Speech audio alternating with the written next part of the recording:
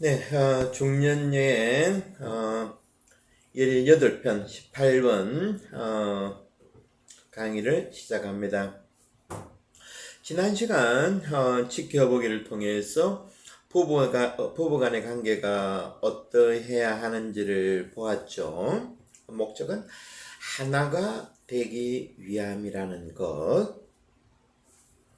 생텍쥐 베리가 창세기에서 아담과 하와의 만남을 알아챘는지 어린 왕자의 입을 통해서 이렇게 말을 합니다.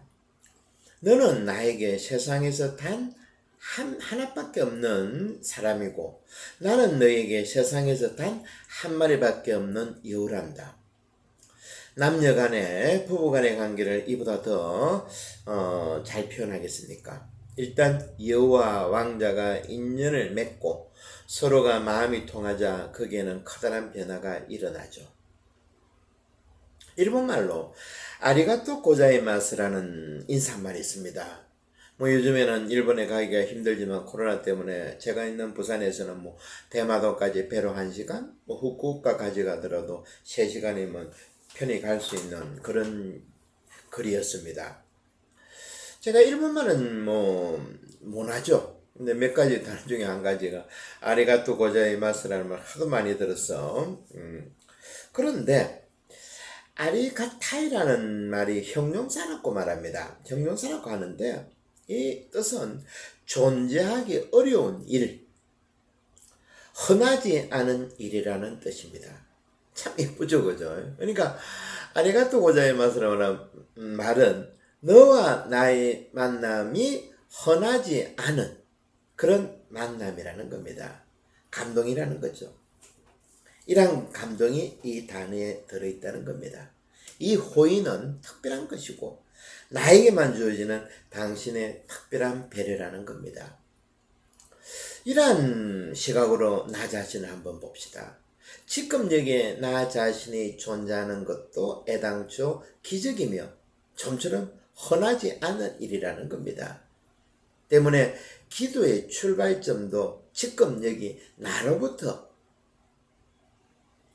나 안에서 올라오는 그 감사로부터 흔하지 않은 그런 감사로부터 시작되어야 한다는 것입니다. 그런데 우리는 이제까지 기도를 잘못 들어왔죠. 잘못 들여왔다는 겁니다. 가장 중요한 것은 빠뜨리고 흔하지 않은 호의를 하느님 우리에게 베풀어 주셨는데 그것을 빠뜨리고 엉뚱한 것을 더 달라고 계속 요구하고 있지 않는지 생각해야 된다는 겁니다. 모든 것이 내가 이렇게 병들지 않고 내가 이렇게 왔다 갔다 하는 이 자체만 하더라도 흔치 않은 아리가타이라는 점, 이 점 한번 새겨볼 만하겠습니다. 여우는 계속해서 이렇게 말합니다. 진정으로 이해해 줄 수 있는 것은 자신이 애정을 쏟은 것 뿐이란다. 인간들은 마트에 가서 뭐든지 상품을 살 수 있지. 하지만 우정을 파는 가게는 어디에도 없단다. 그러니 인간들은 진정한 친구가 없는 것이란다. 서로 깊은 인연을 맺기 위해서는 시간과 인내심이 필요하겠죠. 뜨거운 물을 부어서 3분만 지나면 먹을 수 있는 인스턴트 라면이 아니라는 겁니다. 다음날 여우를 만나러 온 왕자에게 여우는 또 이런 말을 합니다. 제가 가장 좋아하는 말인데 너가 같은 시간에 와주면 더욱 좋겠어.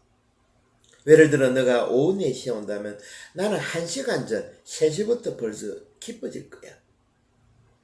그리고 그 시간이 가까워짐에 따라 나는 너무 기뻐서 참을 수 없게 될 거야. 우리들 사람들과 하고의 만남에서 그리고 또 미사 때 하느님하고의 만남에서 이렇게 기다림으로써 기뻐해 본 적이 언제적이었는가 생각해 봐야 되겠죠. 저는 요즘 예를 들면 신학생 때는 좀 이런 부분이 있었던 것 같습니다. 주일 미사 때, 특히 주일 미사 때는 기다려졌던 것 같았습니다. 왜냐하니까 미사 전에 벌써 구두도 꺼내가지고 구두약으로 반질반질하게 닦고 이러한 기다림들. 그런데 언제부터인가 본당 신부가 돼서는 이러한 기쁨은 행복은 사라졌죠. 오늘 밖에 비가 오는데 신자들이 오겠나? 오늘은 누가 빠졌을까? 또 오늘 신자들에게 무슨 말을 해야 될까?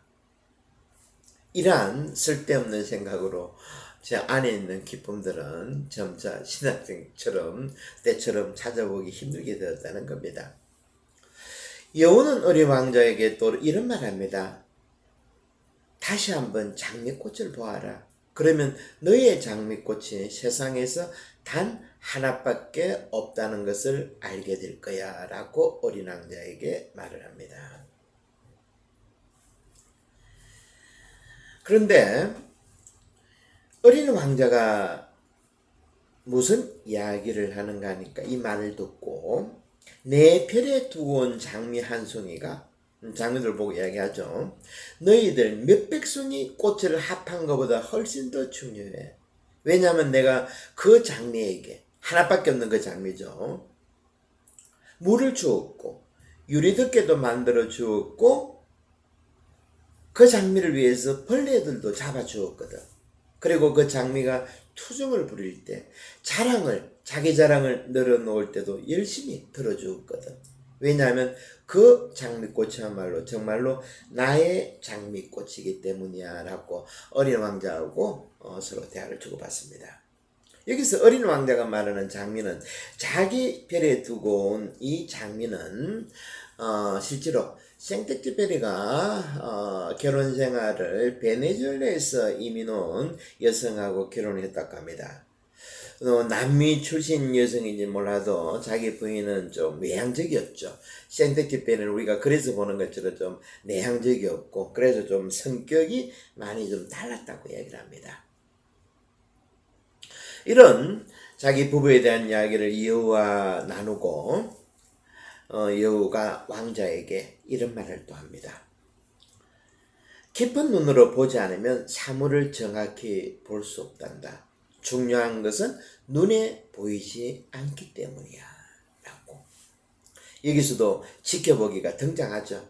너가 너의 장미를 중요하게 여기는 이유는 너가 장미를 위해서 엄청난 시간을 들였기 때문이야. 자신이 마음의 인연을 맺은 것에 대해서는 책임을 져야 한단다.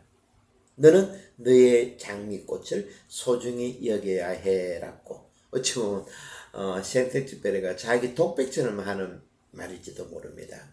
이 대목에서 저는 향수라는 여러분 노래 아시죠? 정주영 시인이 가사를 시에서 노래로 만들었는데 정주영 시인은 세례명이 프란치스코였습니다. 이 향수라는 시 가사 중에서 이런 내용이 나오는데 이런 구절이 있는데 아무렇지도 않고 이쁠 것도 없는 사철 발벗은 아내란 구절이죠. 조금 전에 어린 왕자와 그 여호와의 대화에 나오는 단 하나밖에 없는 장미라는 겁니다. 가까이 있으면 서로 불편하고 상처받기가 쉽습니다. 때문에 부부간에도 강렬한 감정도 중요하지만 그것만 가지고는 부족한 것이 있죠. 이른바 부부간에 사랑이라고 하는 것이 다른 요소가 없다면 머지않아 신뢰를 풍긴다는 겁니다. 이처럼 부부가 서로 하나가 되기 위해서는 엄청난 시간과 노력이 필요하다는 것, 이런 점들. 에리 프롬이 썼던 사랑의 기술이라는 책이 있습니다. 제가 신학생 때 이 책을 보았는데 당시 저뿐만 아니고 많은 젊은이들이 책 제목 때문에 이 책을 많이 샀던 것 같습니다. 왜냐하면 당시 우리 때만 하더라도 뭐 남녀공학 이런 건 없었죠, 그죠? 그러니까 남자로서는 청년으로서는 이성에 대해서는 뭐 전혀 무지했습니다. 그래서 제목이 사랑의 기술 뭔가 있을까 해가지고 책을 집어 들었지만 그 책은 전혀 우리가 생각했던 그런 내용이 아니었습니다. 이 책의 내용은 상당히 어려운 것이었습니다. 에릭 프롬이 이런 말을 하는데, 성숙된 사랑에서는 서로 관계를 맺어 나가면서도 자기 자신과 자기의 개성, 매력을 상실하지 않는다.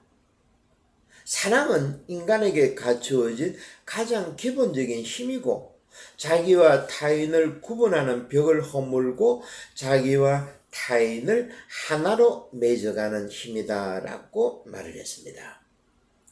당시 에릭 프롬의 이런 이야기들은 누굽니까? 사르트르 타인이 지옥이라 그랬죠. 타인은 지옥이라고 했는데, 무신론적 실존주의에 빠져가지고 사르트르와 같은 실존주의자, 무신론 실존주의자들의 말을 듣고 당시 유럽, 일본 많은 청년들이 자살을 하게 되었죠. 어찌 보면 에릭 프롬은 심리학자로서, 신학자로서 대단한 깊이가 있습니다.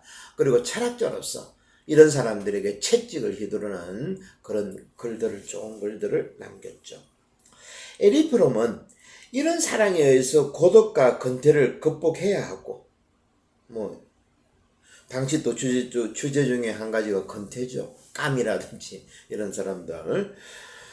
이런 사랑에 의해서 고독과 근태를 극복해야 하고, 자기를 상실하지 않고 사랑에 의해서 두 사람은 하나가 되면서도 두 사람 각각 삶의 주체성을 찾아가야 한다라는 깊이 있는 말을 남겼습니다. 이런 말이 있습니다. 물고기는 개울에 살고, 하늘을 나르는 새는 나무에 살고, 사람은 정성에 산다. 너무나 당연한 이야기죠. 인정이라는 문제가 그래서 요즘 우리 현대인들에게 어느 때보다도 가장 중요한 철학적인 주제가 아닌가 생각합니다. 인정 철학이라 가지고 호네트와 같은 철학자는 이 인정 문제를 아주 깊이 다뤘습니다. 인간은 세상 사람들의 인정과 칭찬 속에서 살아가는 존재입니다. 타인으로부터 받아들이는 관계 속에만 머물면 안 되겠죠. 똑같이 다른 사람에게 최선을 다하고 도움을 주고 기쁨을 함께 나누는 것이 인생이라는 것입니다. 그래서 어린 황제 이 이야기도 장미꽃을 두고 하는 이야기도 이런 이야기지만은, 서로 주고받는 관계를 제가 비유를 한번 들어보겠습니다. 재밌는 비유가 있는데, 여러분들 돌담을 쌓아봤나 모르겠습니다. 제가 옛날에 어릴 때 시간을 보냈던 송정이나 해운대에는 돌담이 많았습니다. 당시 제가 그 당시 그 송정 해운대는 가난한, 지금하고는 전혀 다르게 가난한 동네였습니다. 그러니까 돌을 가지고 담도 쌓고 했는데, 돌담을 쌓을 때는 세 가지 종류의 돌이 필요합니다. 먼저 바닥돌이 필요하겠죠. 왜냐하면 위에 돌의 무게를 감당하기 위해서는 좀 큰 돌, 힘 있는 돌이 필요합니다. 그래서 밖으로는 보이지 않습니다. 바닥에서, 말 그대로 바닥돌로서 위에 돌들을 무게를 지탱하죠. 두 번째 돌은 밖으로 돌출되는 돌인데 모양이 반듯하고 색깔도 이쁜, 소위 말하면 엘리트 돌들입니다. 말 그대로 선택된 돌이죠. 하지만 이 두 가지 종류의 돌만 가지고도 담벼락은 쌓을 수가 없습니다. 세 번째, 아무데도 쓸모없어 보이는 잡동사니, 잡석이 필요하다는 겁니다. 이 돌의 사용처는 잘생긴 엘리트 돌들 사이에서 자리를 잡아주는 돌입니다. 이 잡석이 없으면 돌담이 설 수가 없다는 거죠. 이름도 없고 내세울 것도 없는 그런 돌입니다. 저는 첫 번째, 두 번째보다는 세 번째 이 잡석에 친근감이 갑니다. 마치 제가 32년 신부생활을 해온 것이 이런 돌과 같지 않을까 생각합니다. 남들이 보기에 어디 번듯한데 이런 것보다는 남들이 가지 않는 곳, 드러나지 않는 곳에 살아온 제 인생이 그러한 것이 아닌가. 물론 후회는 없죠. 사람이나 돌이나 자기에게 딱 어울리는 장소를 잡아야 한다는 겁니다. 그것이 행복의 요건이 되겠죠. 그런데 이런 장소를 찾지 못한 사람들이 살고 있는 별이 있는데, 어린 왕자가 세 번째 방문한 별입니다. 이 별에는 술 주정뱅이가 살고 있습니다. 그는 술이 들어있는 병들과 빈병에 둘러싸여서 혼자 술을 마시고 있습니다. 어린 왕자가 묻죠. 아저씨, 왜 그렇게 혼자서 술을 마시나요? 그러자 무엇인가를 잊고 싶어서 술을 마신단다 하고 주정뱅이가 대답합니다. 어린 왕자 호기심이 많죠. 계속 묻습니다. 무엇을 잊고 싶어서 그러나요? 하니까 술주정뱅이는 한참을 생각하더니만 이렇게 대답합니다. 부끄러운 것을 잊기 위해서 술을 먹는단다. 도대체 무엇이 부끄러운가요? 술을 마시는 자체가 부끄럽단다. 이쯤 되면 우리식으로 지금 말하면 처절하게 철저하게 가짜 자기의 지배당한 그런 인생이라 하겠죠. 저도 혼술을 좋아하는데 남의 이야기가 아닌 것 같습니다. 줄이든지 끊든지 해야 될 테인데, 알코올에 빠져서 이렇게 침울하게 살아가는 세 번째 별의 남자 주인공 술주정뱅이하고 비슷한 유행이 복음에 나옵니다. 루카복음 24장이죠. 루카복음은 아주 섬세하게 드러냅니다. 표현하는데, 침통하게 길을 가는 제자들에게 나타나셔서 그들과 함께 한참을 길을 가서 많은 이야기를 나누고 저녁이 되어 빵을 떼어 주실 때에야 눈이 열려 주님을 알아보았다 라는 기록입니다. 어린 왕자가 삶의 기쁨 없이 알코올에 중독되어 살아가는 남자에게 다가온 것이나, 예수님이 침통하게 삶의 목표를 잃어버리고 털레털레 길을 가는 제자들에게 나타나신 것하고 별반 차이가 없죠. 그죠? 심리학자들은 이런 유형을 활동성 우울증 환자라고 이야기를 합니다. 외부적인 활동에만 몰두하다가 일순간에 그 꿈이 무너지자 말 그대로 삶 자체가 무너졌고 온 정신이, 온 몸이 침통해진 상태라는 겁니다. 이렇게 루카복음사가는 부활하신 예수님을 만난 제자의 모습을 이렇게 섬세하게 표현하고 있습니다. 예수님이 침통하게 길을 가고 있는 제자들에게 다가와서 많은 이야기를 나눕니다. 성경의 이런저런 이야기로. 하지만 이상하게도 제자들은 알아채지를 못합니다. 그러다가 저녁에 초대받고 예수님이 빵을 부수어서 서로 나누어 먹을 때, 그때 비로소 제자들은 알아챕니다. 아, 이분이 십자가형을 당해서 며칠 전에 돌아가신 나의 스승님이구나. 이것을 볼 때 성경은 신문기사와 같이 단순하게 쓰여진 기록물이나 역사물이 아니라는 거죠. 이렇게 짧은 글 안에 많은 것들이 함축되어 있다는 겁니다. 루카 24장은 가짜 자기에 사로잡힌 우리들의 모습을 적나라하게 전하고 있는데, 우리가 아무리 전례와 기도에 열심히 참여하고 성경적으로 많은 지식을 쌓는다 하더라도, 신학적으로 많은 책을 본다 하더라도 어림없다는 겁니다. 한마디로 빵이 부서지듯이 부서져야 된다는 거죠. 빵을 뗀다는 것은 빵이 부서진다는 것이고, 빵이 부서지고 그 형태가 없어질 때 예수님의 정체가 그대로 드러난다는 겁니다. 이렇게 미사의 핵심은 성찬례, 즉 예수님의 부서짐이라는 겁니다. 부서진 예수님의 몸을 보고 우리는 이것 달라 저것 달라 하는데, 이것은 기도가 아니라는 겁니다. 오히려 내가 집에서, 직장에서, 성당에서 부서지게 해달라고 기도해야 한다는 거죠. 이렇게 우리가 제대로 부서질 때 바로 그때 가짜 자기에서 우리가 해방될 수 있는 겁니다. 예수님의 모습을 그대로 바라볼 수 있다는 거죠. 우리는 신앙생활 하는 것이, 성당에 오는 것이 남들로부터 인정받기 위해서가 아니고 부서지기 위함이라는 것. 이런 차원까지 가야지 비로소 초등반에서 중등반으로 올라가는 그런 지나게 될 겁니다. 길에서 우리에게 말씀하실 때나 성경을 풀이해 주실 때 우리 마음이 타오르지 않았던가? 제자의 이야기죠. 색적 시공, 반야신경의 색적 시공 마찬가지죠. 아무것도 없는 부수님, 그 안에서 하느님이 드러난다는 겁니다. 그리고 나라고 하는 가짜 자기가 부서져서 내가 아무것도 아니라는 걸 깨달을 때, 그때 모든 것이 제자리를 잡는다는 거죠. 이런 눈으로 본다 그러면 예수님의 산상설교 중에서 가난한 사람은 행복하다, 하늘나라가 너희의 것이다, 이 말씀도 이것하고 연관시킬 수 있겠죠. 가난하다는 게 뭡니까? 부서진다는 거죠. 부자들은 어떤 사람들입니까? 한 번도 부서지지 않은 사람입니다. 가난한 사람들은 여기서 부서지고 저기서 부서지고. 그리고 또 예수님은 하늘나라는 눈에 보이지 않는 자시와 같다는 말씀, 이것도 같은 것들이죠. 이렇게 예수님의 말씀들이 하나하나 우리가 지켜보기, 이 행위를 통해서, 중년 여행을 통해서 어떻습니까? 엮어지는 거죠. 그죠?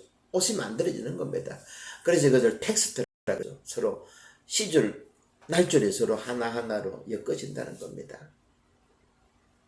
이것이 바로 성경 공부죠. 그냥 쓰는 것 이런 게 아닙니다. 외우는 것도 아니고. 예, 오늘은 부서짐으로 예수님을 제대로 만날 수 있다는 건 18번째 중년여행, 여러분 잘 들으셨습니까? 또 다음 시간에 19번째로 주제로 한두 주 정도 더 하면 어린 왕자를 통해서, 어린 왕자가 참 재밌죠, 그죠? 통해서 가짜 자기의 어떤 정체를 조금 벗겨내고, 한두 주 정도, 한 번, 두 번 더 하면 이제 중요한 주제로 넘어갑니다. 카이로스, 즉 시간에 대해서 여러분들과 함께 공부할 겁니다. 이제까지 우리는 중년 여행을 산으로만 갔다 그러면 좀 산만 다니면 재미가 없죠. 그죠? 그래서 이제 한두 번 끝나면 이제 카이로스 시간으로 갈 겁니다. 시간이라는 주제는 어떻게 보면 바다로 가는 거죠. 바다, 강, 아름다운 또 재밌는 변화무쌍한 시간이라는 주제가 기다리고 있으니까 같이 한번 잘 우리 자신을, 세상을, 우주 만물을 지켜보는 귀한 시간들을 갖도록 합시다. 감사합니다.